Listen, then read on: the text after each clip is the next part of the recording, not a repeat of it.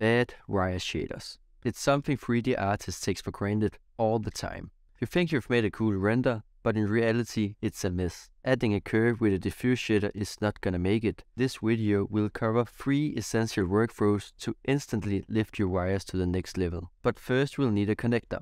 I'll make a jack stick from an image reference. Import your image. I just googled mini jack schematics and chose the one I like. Go into the X view, navigate to the add menu and choose the reference image.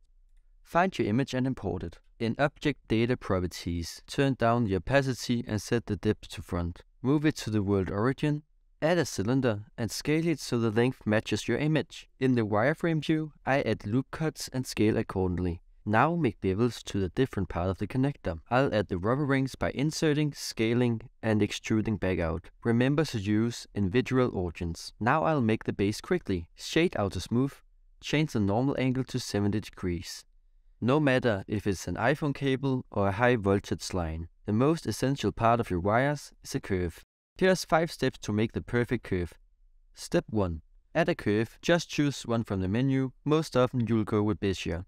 Step 2. Now we'll need to add some thickness to it. Navigate to the Object Data property, go down to Geometry and then give it some depth under bevel. Step 3. Mess around with your settings. Render preview determines how many edge loops you have between each point on the curve. If render is set to 0, it will be the same as preview. Under your bevel, you are able to adjust your resolution as well. The number determines the number of segments in each quarter circle of bevel. Step 4. Align your connector. Select the face on your connector where you want your wires to be located. Press Shift S and select Cursor to select it. Tap out and select your curve. Choose an endpoint to align. Press Shift S and choose Selector to Cursor. Last thing to do is to make your control point in line with your connector. Step 5. Wrangle the shit out of your wire. Press E to extrude the point, S to scale and G to move it around. Press R to rotate and adjust your view to get the perfect curve. Let's move on to the cable shader. I'll show you 2 different methods to create a fabric shader. The first one is really simple and the next one is more advanced, but worth it if you got to have a close-up view. First one. This one is simple, like really simple, but it'll help your wires go from a shiny mess to this cloth-covered beauty. Start by adding a magic texture and connect it to the height of a bump node. Scale down the distance so it matches your wire. If you have a node wrangler add-on enabled, press Ctrl T to add a mapping node. Use the UV output and set Y scale to something low, until your magic texture is squared. Add Z rotation so it looks right. Change the color for your liking and that's it. If you want to level it up, you can set the sheen to 1 and drive the roughness with a color ramp. Now to the second one. If you want to make this shader yourself, you should watch my video about how to make it. But you can download my texture for free in the description right now and I'll show you how to set it up.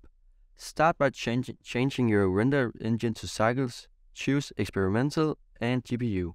Apply a subdivision modifier to your curve and set it to adaptive.